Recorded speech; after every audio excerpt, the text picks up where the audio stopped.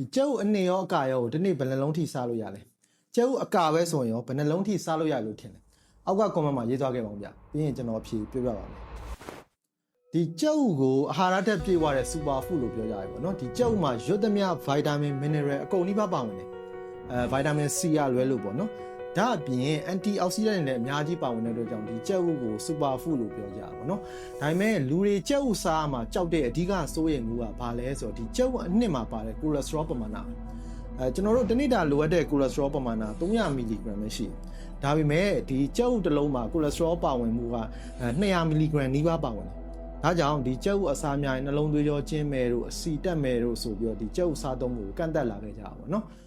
ဒါပေမဲ့နောက်ပိုင်း2015ခုနှစ်မှာထွက်ရှိခဲ့တဲ့ USDA dietary guideline မှာတော့ဒီအစားအစာတွေမှာပါတဲ့ cholesterol ပမာဏကသွေးတွင်းအဆီဓာတ်ပေါ်မှာအနည်းငယ်ပဲတက်ရောက်မှုရှိရဲတက်ရောက်မှုမရှိဘူးဆိုပြီးတော့ဆိုလာပြန်ကြတယ်ပေါ့နော်ဒီ2025ခုနှစ်မှာလက်တလောထွက်ရှိခဲ့တဲ့သုတေသနမှတ်တမ်းတစ်ခုမှာဆိုရင်တစ်နေ့ကိုကြက်ဥတစ်လုံးကနေနှလုံးထိစားတာတောင်မှဒီနှလုံးသွေးကြောကျဉ်ယောဂစီးချိုယောဂသွေးတိုးယောဂဒါလေဖြတ်တဲ့ယောဂတွေနဲ့ဆက်ဆက်မှုမရှိဘူးဆိုပြီးတော့အတည်ပြုထားတယ်ပေါ့နော်သွေးတွင်းအဆီဓာတ်ပေါ်မှာအနည်းငယ်မျှပဲတက်ရောက်မှုရှိပြီးတော့ဒီတက်ရောက်မှုကကျန်းမာရေးအတွက်စိုးရိမ်စရာမရှိဘူးဆိုပြီးတော့ထုတ်ပြန်ထားပါတယ်အချို့မှတ်တမ်းတွေမှာတော့ကြက်ဥ3လုံးထိစားလို့ရတယ်ဆိုပြီးတော့ဖော်ပြထားတယ်ပေါ့နော်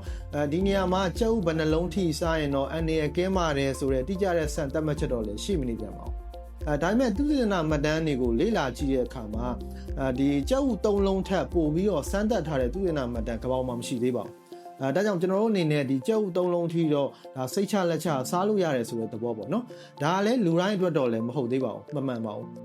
ဒါပေမဲ့တကယ်အပြင်လက်တွေ့ဘဝမှာဒီကာယဗလာသမားတွေပေါ့နော်ဒီမြန်မာနိုင်ငံမှာရောကမ္ဘာမှာပါဒီတစ်နေ့ကိုကြက်ဥ3လုံးထက်မကပိုစားနေရတော့ရှိကြတာပေါ့နော်ဒါကတော့တစ်ပိုင်းပေါ့ဒါကျွန်တော်တို့ဆရာဝန်တွေအနေနဲ့ကတော့ဒီလူအားလုံးအတွက်အနေရကင်းမဲ့ဒီ safety level တခုကိုတော့ချပြရတာပေါ့နော်ဒီကာယဗလာသမားတွေကတော့သူတို့အတွက် result ရမဲ့ level တခုတည်းတော့စားကြတော့ရှိရပါဘူးအဓိကတော့ဒီ danger level လို့ခေါ်တဲ့ဒီအနေရဖြစ်စေမဲ့ level ထိမရောက်ရင်တော့အဆင်ပြေပါတယ်ဘယ်မှာအလွန်ကျွံလောက်တာတော့မကောင်းဘူးပေါ့နော်ဆိုတော့ဆွမ်းနာမေးခွန်းအတွက်ကျွန်တော်အဖြေကိုပြောပါမယ်ဒီကြက်ဥအနေရောအကာရောကိုစီးချိုယောဂသွေးတိုးယောဂနှလုံးယောဂကြောက်ကက်ယောဂအဝလွန်တဲ့သူတွေသွေးတွင်းအဆီဓာတ်များတဲ့သူတွေကလွဲလို့ပေါ့နော်ကျမ်းမာတန်ဆွမ်းတဲ့တာမန်လူတယောက်ဆိုရင်တစ်နေ့ကိုတစ်လုံးကနေနှလုံးထိစားလို့ရပါတယ်ဂျင်ဆော့နေတဲ့သူတွေအားကစားသမားတွေဆိုရင်တော့တစ်နေ့ကိုတစ်လုံးကနေ3လုံးထိစားလို့ရပါတယ်ပြိုင်ပွဲဝင်တဲ့ကာယဗလာသမားတွေဆိုရင်တော့တစ်နေ့ကို4လုံးကနေ5လုံးလောက်ထိစားလို့ရပါတယ်ဒီ4လုံး5လုံးဆိုတဲ့ပမာဏကလည်းရေတိုပဲဖြစ်တဲ့ပါတယ်နော်ဥပမာအနေနဲ့ပေးရရင်ဒီကြွက်သားဒုတင်တဲ့ကာလ backing phase 2လ3လလောက်ပဲဒီလောက်ပမာဏပဲစားတဲ့ပါတယ်ရေရှည်တော့အများကြီးမစားသင့်ပါဘူးဒီကြက်ဥအကာမှာတော့ protein only ပဲပါတဲ့အတွက်ကြောင့်ဒါ